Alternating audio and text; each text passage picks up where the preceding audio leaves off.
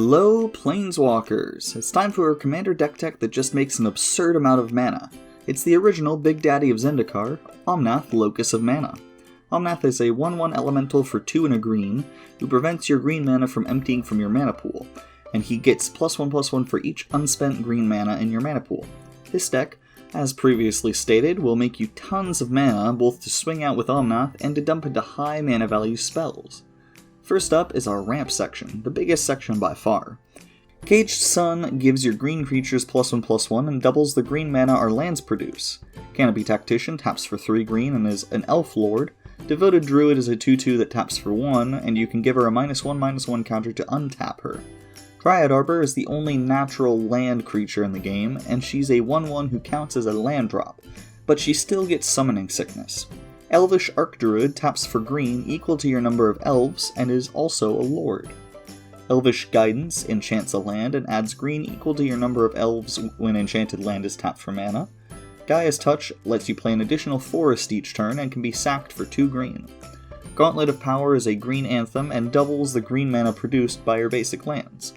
Gyre Sage gets a +1/+1 counter each time a creature with more power or toughness than her enters under your control, and taps for green equal to its counters. Heartbeat of Spring doubles the mana everyone's lands produce. Horizon Stone is the backup if you lose access to Omnath for some reason, as it keeps your mana for you, albeit turning it all colorless, but it's still usable for your high mana value spells, we'll be looking at later on.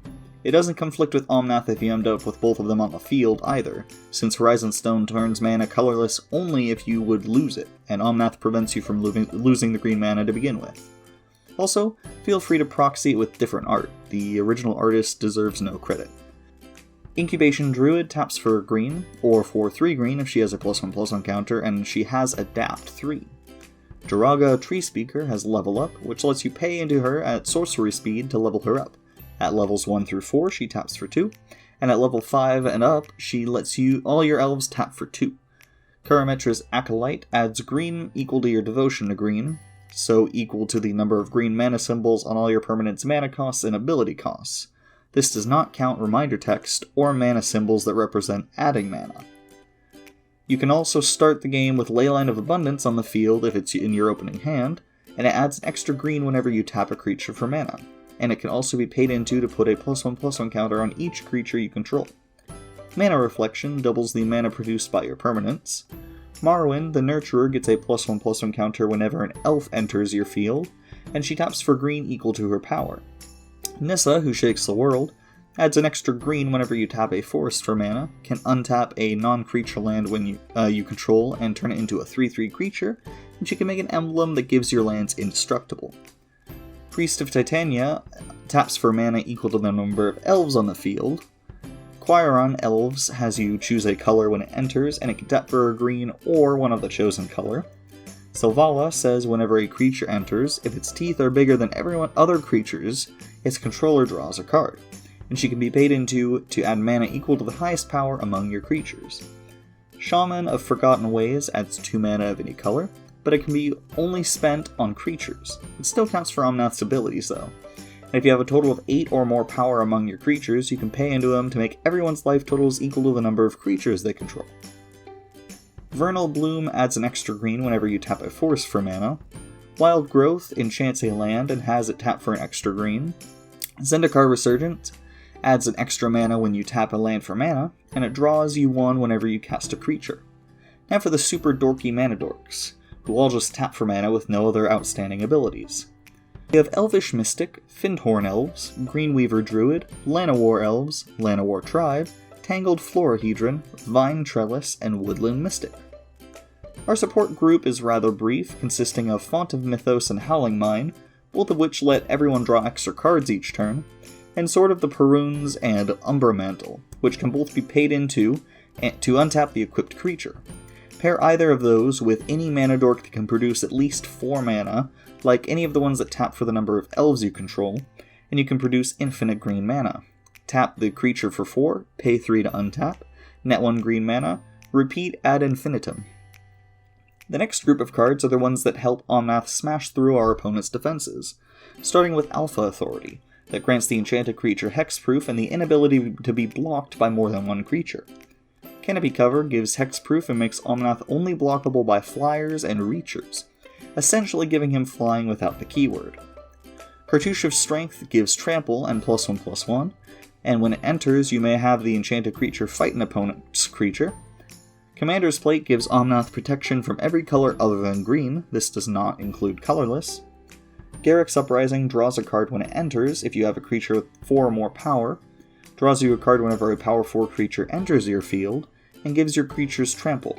Helm of Kaldra gives trample, first strike, haste. Nim Deathmantle gives +2/+2 and intimidate, as well as turning Omnath into a black zombie. It also lets you pay 4 to return a non-token creature that had just died to the battlefield with the mantle equipped to it.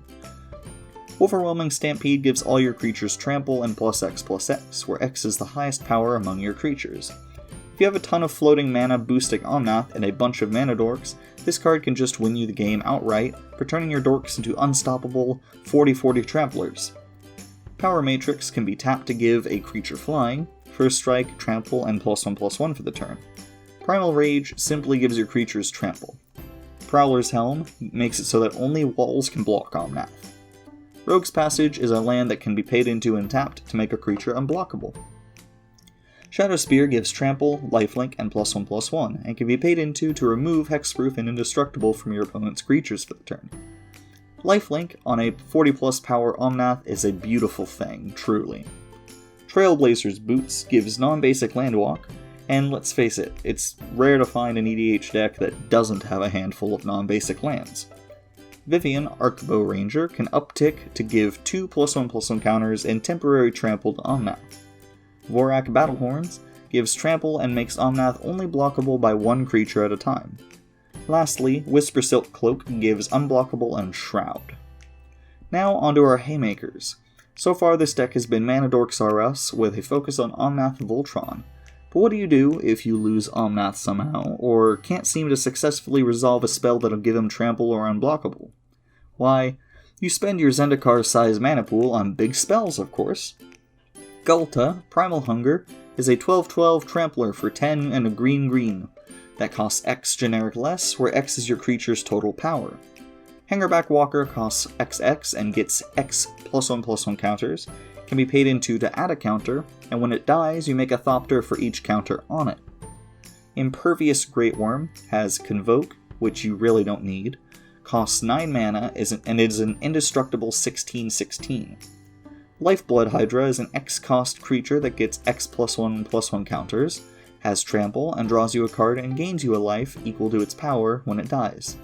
Pathraiser of Ulamog is a 9/9 for 11, with Annihilator 3, and can only be blocked by 3 creatures at minimum.